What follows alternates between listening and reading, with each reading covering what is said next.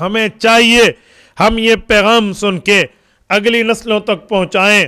صحیح بخاری جلد اول کتاب الایمان میں حدیث پاک موجود ہے۔ حضرت رسول اللہ صلی اللہ علیہ وسلم ایک مرتبہ عورتوں کے مجمع سے گزرنے لگے۔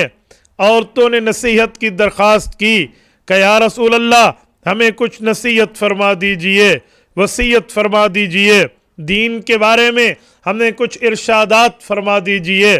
رسالت کریم علیہ التحیۃ والتسلیم نے ارشاد فرمایا، اے عورتوں صدقہ زیادہ کرو، اللہ سے استغفار زیادہ کرو، خاوند کی اطاعت زیادہ کرو، کیونکہ میں نے جہنمیوں کی تعداد میں جہاں مردوں کو دیکھا ہے وہاں عورتوں کو سب سے زیادہ دیکھا۔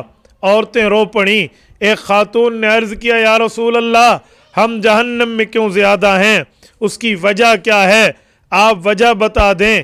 ہم اللہ کو حاضر ناظر جان کر ایک وعدہ کر رہی ہیں، ہم وہ وجہ نہیں اپنائیں گی تاکہ اللہ ہمیں جہنم اور دوزخ کی آگ سے محفوظ رکھے۔ رب کریم کے رسول کریم علیہ التحیۃ والتسلیم نے فرمایا، عورتوں جب تم اپنے خاوند کی نافرمانی کرو گی اور جزا فضا کرو گی تو جہنم جاؤ گی۔ خاوند کی نافرمانی تو آپ اور میں جانتے ہیں، حلال کاموں میں، جائز کاموں میں بندہ خاوند، عورت بندی خاوند نافرمانی نہ کرے۔ نافرمانی پر تو ایسے جیسے اس نے شریعت کی نافرمانی کی ہو۔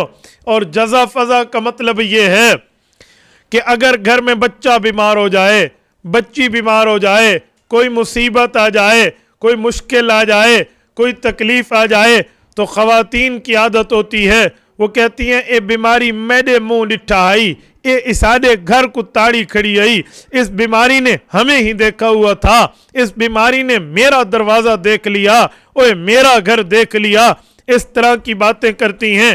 حدیث پاک میں اس کو جزا فضا کہا گیا، ناشکری کی باتیں کو جزا فضا کہا گیا۔ فرمایا یہ کام نہ کریں تو عورت کبھی دوزخ نہیں جا سکتی۔